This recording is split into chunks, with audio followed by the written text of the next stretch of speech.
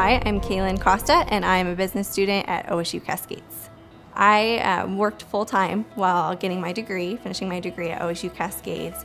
I was managing my own Dutch Bros store in Redmond, and I'd get up at 3:45 in the morning to go to work and open the store by 5. And I'd work till noon and then go do the store deposit at the bank and then rush into Bend for class at 1 o'clock to make afternoon classes. So it was definitely hard, but it was well worth it. And now I am done, and I've been just working full-time doing marketing and public relations and community relations for Dutch Bros here in Central Oregon. And I feel so accomplished having the degree finally, and there's no better feeling. Some of the challenges our students will help to resolve might include issues like better preparing communities for adapting to climate change, incorporating more resilience into local and regional economies, as well as developing new entrepreneurial activities and business opportunities in communities so that those communities can thrive in the face of change in the future. There's a quote I love that says, be happy with what you have while working for what you want. So for me, that's kind of how I measure success. It's being happy where you're at, because that's important. You need to be happy at all times, but while still knowing there's always more to work for. You can always be better. You can always improve, and there's always a goal to reach for. First of all, my name is LEAH Anderson, and I am just about to graduate with a Bachelor of Fine Arts from OSU-Cascades, and it has been a very long journey for me. I had all the plans in the world to go and find a fine arts degree after high school. I didn't know it at the time, but my mom had come down with cancer, and I didn't know about it for 2 years, and she died right before I graduated. The rest of my family was not supportive of me going to art school, and they talked me out of it. And in fact, right about that time, I ended up homeless. And I was so scared of staying destitute that I listened, and I never picked up a paintbrush or pencil again. And then in 2008, I met my boyfriend then, which is now my husband, and he saw my old portfolio hidden in the closet, and he looked through it and insisted that I had to go back to school someday for art. When you stop learning, you start to die. We're not designed to stagnate. We're designed to learn new things and to expand our horizons. I like to think of art and sciences as linked. I mean, what art can do is see something in the culture and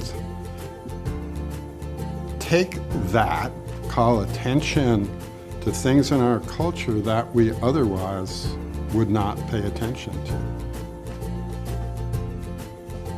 I'd measure success for myself as not the absence of problems or failures, but the fact that I get up and keep going and try to learn from those mistakes. There's so much more when you just fight for it. My name is Diody Castro, and I am an HDFS student at OSU-Cascades. My ultimate plan initially was to just graduate with a 2-year degree. I got intrigued, and I became very curious, and Oregon State University Cascades was the next place for me to be. I chose human development and family sciences because it involved family counseling, youth counseling, drug addiction counseling. I thought that would be the place for me to be. As a matter of fact, I knew that that's where my skill set lied. The people who enter human health and wellness come because they're passionate about working with the community and working with the individuals of the community. We graduate people to go into positions of leadership in teaching, in social services, in the mental health field, in exercise science, and they want to make a difference. They want to impact people's lives. They want to make a difference in the community and keep it healthy and whole. I've always wanted to give minority students from the inner city, an opportunity to have what I have today. And that's to be able to come from the inner city, from urban life, into rural America and experience all this.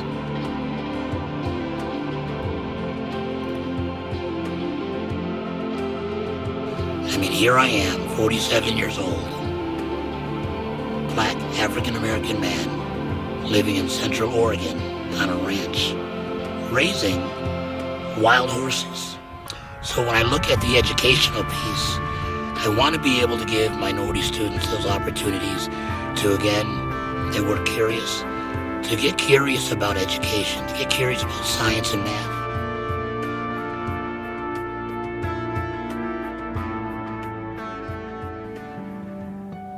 In a classroom setting, distinguished students might look like the individuals who are very invested in the subject matter each and every day. They challenge their professors to challenge them.